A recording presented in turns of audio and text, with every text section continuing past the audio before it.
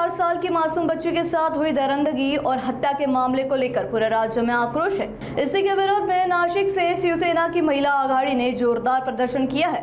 हाथों में काले झंडे लेकर सड़कों पर उतरी महिलाओं ने सरकार के खिलाफ जमकर नारेबाजी की और पीड़िता को न्याय दिलाने की मांग भी उठाई है। प्रदर्शनकारियों ने आरोपी को तुरंत फांसी देने की मांग करते हुए इस मामले में तेजी से सुनवाई कर कड़ी सजा देने की बात कही है। इस दौरान राज्य के गृह मंत्री देवेंद्र फडणवीस के इस्तीफे की भी मांग की गई है। गुस्साई महिलाओं ने चेतावनी दी कि अगर आरोपी के खिलाफ सख्त कार्रवाई नहीं हुई तो आंदोलन और उग्र किया जाएगा। साथ ही उन्होंने ये भी कहा कि न्याय में देरी बर्दाश्त नहीं की जाएगी और जरूरत पड़ी तो राज्य भर में बड़े स्तर पर आंदोलन किया जाएगा।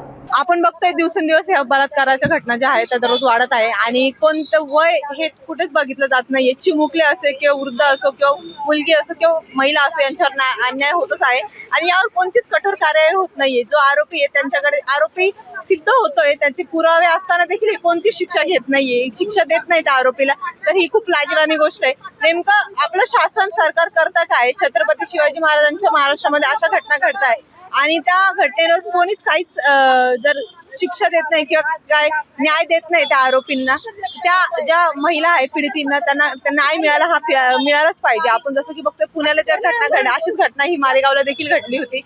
लोक जेव्हा ह्या घटनेसाठी रस्त्यावर उतरतात तर तुम्ही त्यांच्यावर लाठीचार्ज करता। आपण पुण्याला बघितलं जेव्हा आंदोलन झालं तेव्हा त्या आंदोलनामध्ये जे लोक होते त्यांच्यावर लाठीचार्ज करण्यात आलं पोलिसांकडनं आणि आरोपी हा सिद्ध झालेला आहे। 1-1.5 तासात आरोपीला पकडण्यात यश आलेले पोलिसांना देखील। मग तुम्ही फाशी द्यायला का नाही म्हणताय? त्या आरोपी ऑलरेडी 4 वर्ष आरोपी जेलमध्ये होता, त्यांनी त्याच्या सख्या भावाच्या मुलीवर बलात्कार केलेला होता आणि परत त्यांनी ही असं कृत्य केलं म्हणजे त्या आरोपीने त्याच्या मनात कोणतीच भीती राहिलेली नाही, कोणताच न्याय कानून त्या व्यक्तीला माहिती नाही म्हणून त्यांनी आज ही घटना हे कृत्य केलेलं आहे।